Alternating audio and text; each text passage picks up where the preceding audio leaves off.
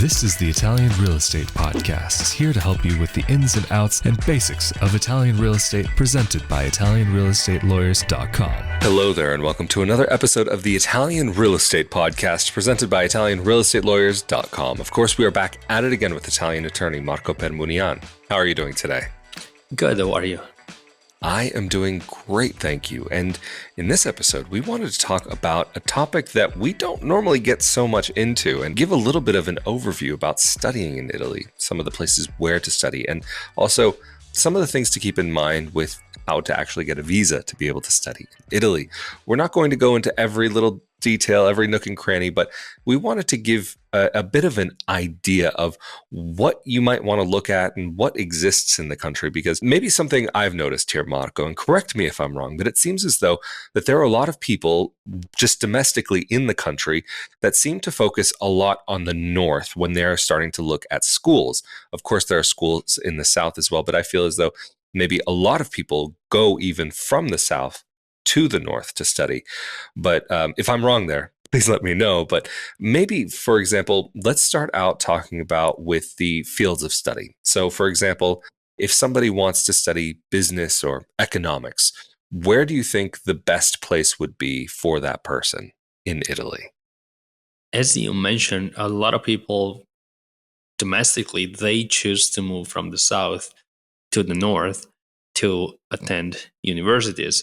And in the north of Italy, we have, first of all, a higher number of universities compared to the south. Also, there is a higher population density, so that, of course, makes sense that there are more universities in the north compared to the south. There are also more people living in the north compared to the south of Italy.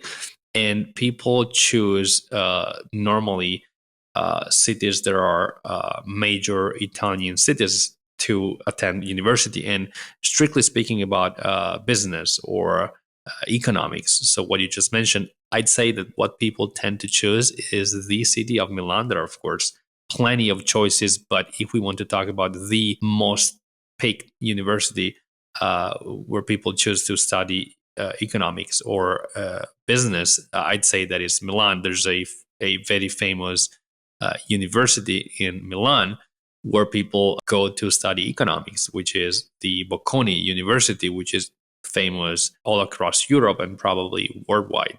And so that is a very popular choice. It is also an expensive university for the Italian standards, not for foreign standards, but for Italian standards, where you pay basically an annual fee. The Bocconi University is above average in terms of costs. That actually sounds like a really great choice. I know Bocconi is supposed to be one of the top schools, even worldwide for business, and is even supposed to be on the same level as many schools like Harvard or even Yale. It's one of these top tier schools that people from all around the world look at. But Marco, maybe keeping things a little bit closer to home, to your field of study, law, where would be some of the top places in Italy, or maybe the top place that somebody would want to look at if they are thinking about going in that direction? One of the top choices for people who want to go to law school in Italy is, again, the Bocconi University in the city of Milan.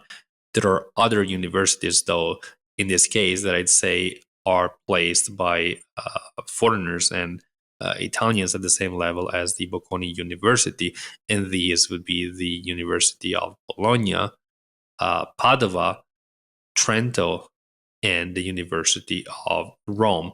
They are all excellent law schools. And of course, when I was looking into going to law school myself, I was considering all of these options. So, and I can say with certainty that they're all very, very good law schools in the country. Very interesting, Marco, and maybe going off in a very different direction from law, and maybe even some might say the opposite direction, looking at the arts, fine arts, and so on. Where would be some places that people might want to look in Italy? I'd say definitely the city of Venice is one of the top choices, along with the city of Firenze, Florence. They both have a university called Accademia delle Belle Arti that is one of the top picks for people who want to study fine arts in Italy. And for those interested in studying fashion and design, Milan is, again, one of the top choices with the Politecnico, but also the Polimona Institute in the city of Florence is one of the top choices in Italy. And finally, the Yad Institute in the cities of Torino and Bologna are also equally popular in Italy, especially among Italian citizens living in Italy. Of course, there are plenty of fields of study that you can find in Italy, but maybe to move on to the next kind of section of this episode, and that's regarding housing.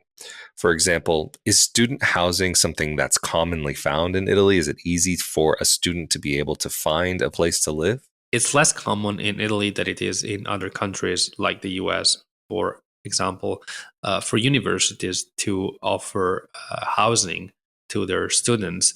There are certain universities, and I'd say that it's mostly universities that deal with foreign students, like the John Cabot University in Rome, which is very popular among Americans primarily because they offer programs that are also valid in the US. But they, for example, I know that they offer housing for their students, but for domestic students, it is less likely to find universities that will offer housing. And it's very popular in Italy to have to look into private housing and accommodation for students that move to a different town to attend university.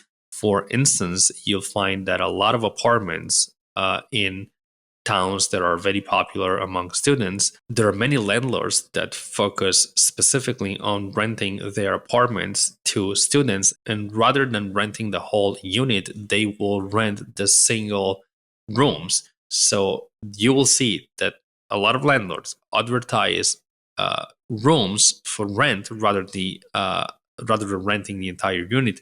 And a lot of students are already mentally prepared for those kind of options where they know what the price for the room is. They will know that the other rooms are occupied by other students, so they feel comfortable with renting the room.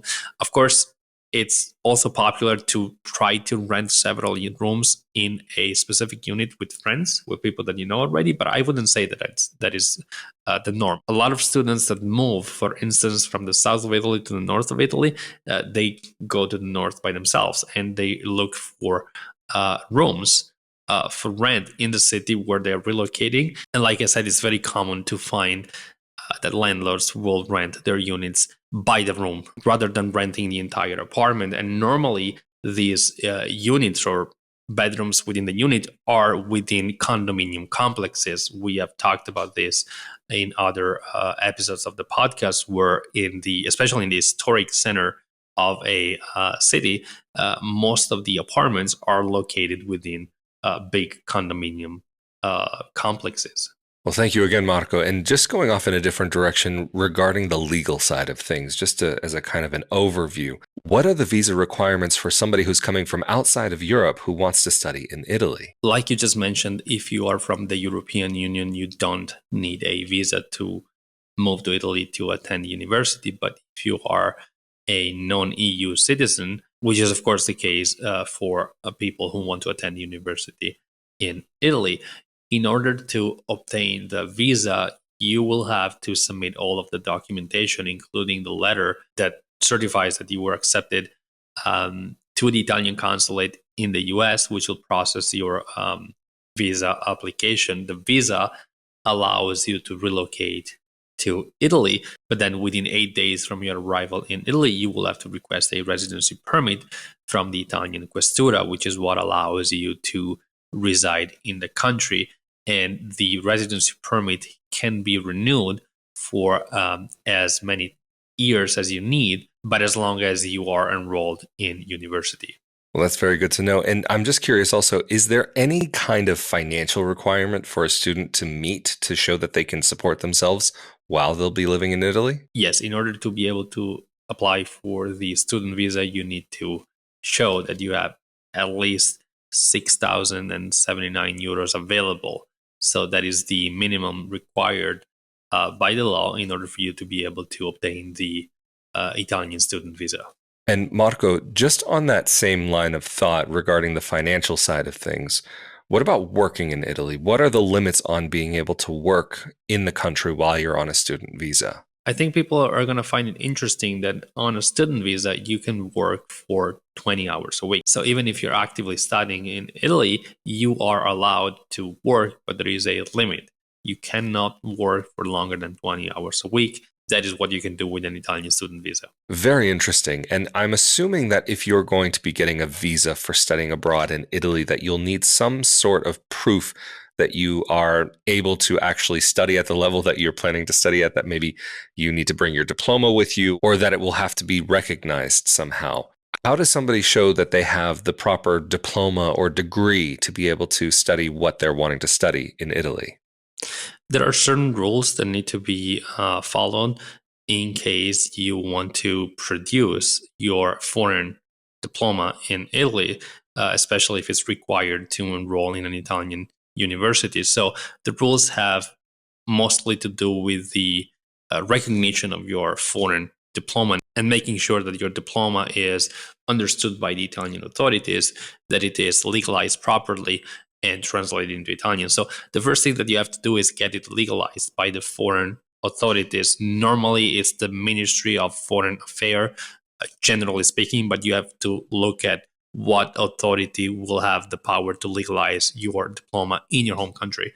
The second step that you need to take is a translation into Italian. It needs to be an official translation, so legalized by an Italian consulate or by a foreign public notary or an Italian public notary or an Italian court. And finally, you have to obtain from the Italian consulate in your country a certificate of equivalence of qualification, which basically has the purpose of clarifying what were the rules to access your diploma, and certifies basically also the authenticity of your diploma. After you have obtained all of this documentation, your diploma can be validly recognized in Italy. Well, Marco, thank you so much for sharing all of this information and this overview, this very detailed overview about studying in Italy. But of course, if anybody is thinking about moving to Italy, getting Italian citizenship, purchasing property, or whatever it may be, how can they get in contact with you and your team? People can contact us through our website, ItalianRealEstateLawyers.com, or give us a call. Our number is on the website. Absolutely fantastic. And of course, if you're interested in more like this and learning more about living in Italy, moving to Italy, or anything related to Italian citizenship or real estate, be sure that you're subscribed to this YouTube channel, as well as the audio-only version of the Italian Real Estate Podcast. But of course, if you're subscribed to the YouTube channel, that means you're subscribed not only to the Italian Real Estate Podcast, but also the Italian Citizenship Podcast, as well as Ask the Italian Lawyer. But of course, again, we have been here with Italian attorney Marco Permunian from ItalianRealEstatelawyers.com. I'm Rafael Di Furia. Stay safe and healthy out there, and we will see you all next time. Later. Thank you.